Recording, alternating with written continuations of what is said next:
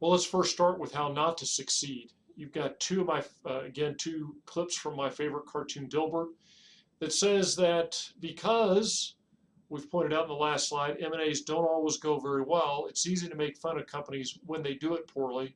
And this idea of companies that get so enamored with the target in the due get so enamored with the target in the due diligence phase instead of finding things they should know. Instead, they're finding information that confirms that this is a great company to buy.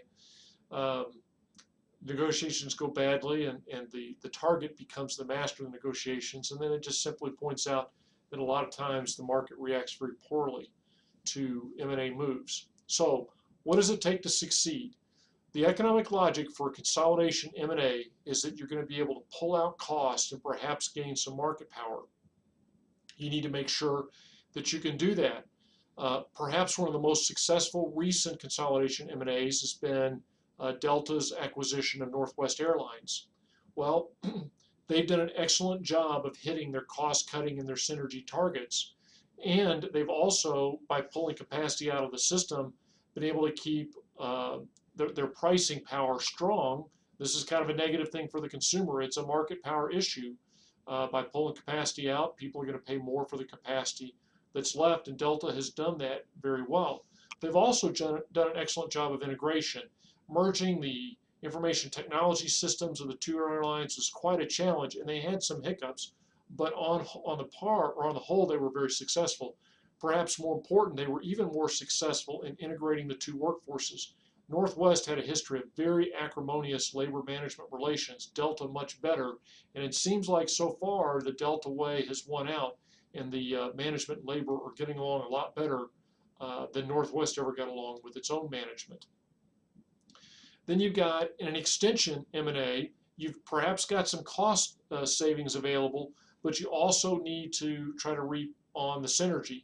An example of an extension M&A that's not going well is Dell's purchase of Perot Systems. They bought Perot Systems to help them get into the hardware computing, into the consulting side of the computer business, and they just haven't been hitting their profit targets for that. So I think that's going to go down as a underperforming M&A.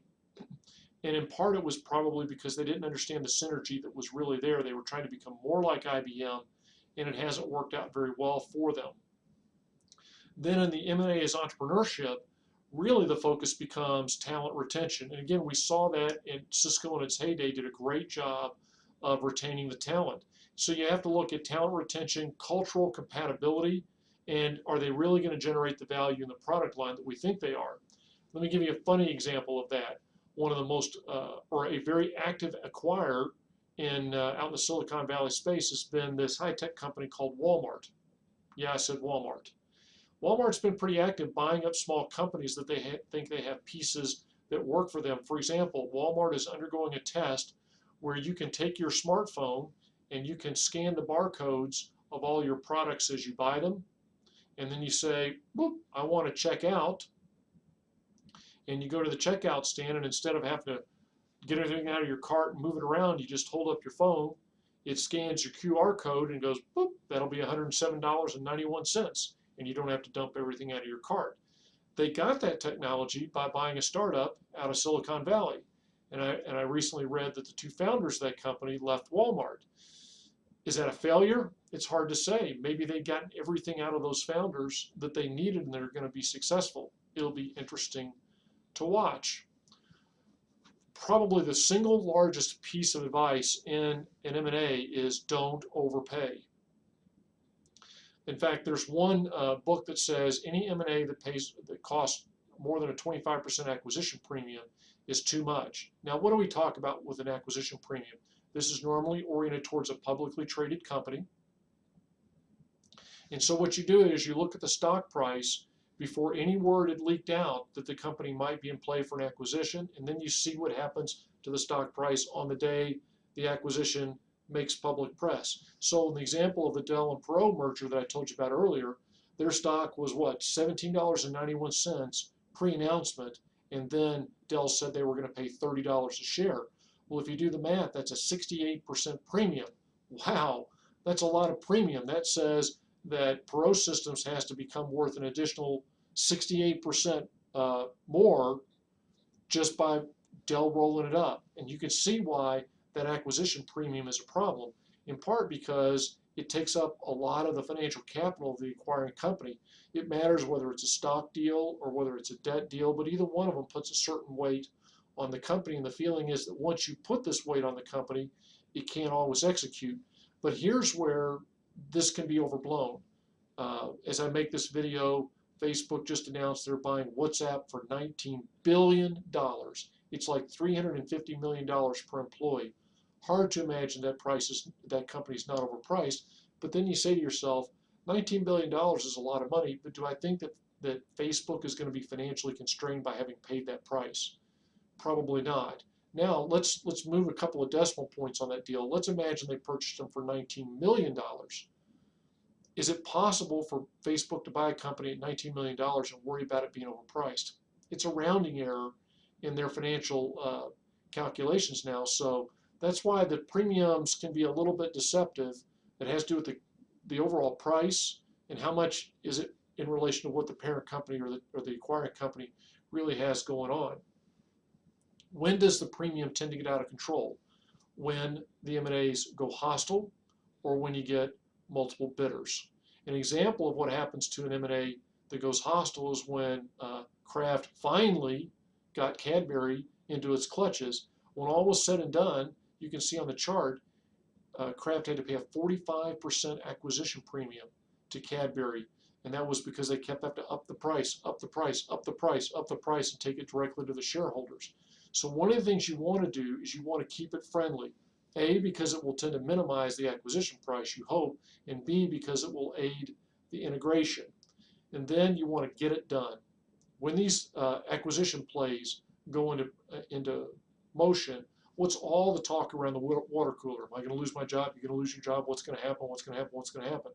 And so people are paying attention to what's going to happen with the M&A and not paying attention to the core business. So it turns into a huge distraction, not just for senior management, but for everybody else in the firm. And again, we read how Cisco was so good at this that you come to work on a Monday, oh, Cisco bought us over the weekend.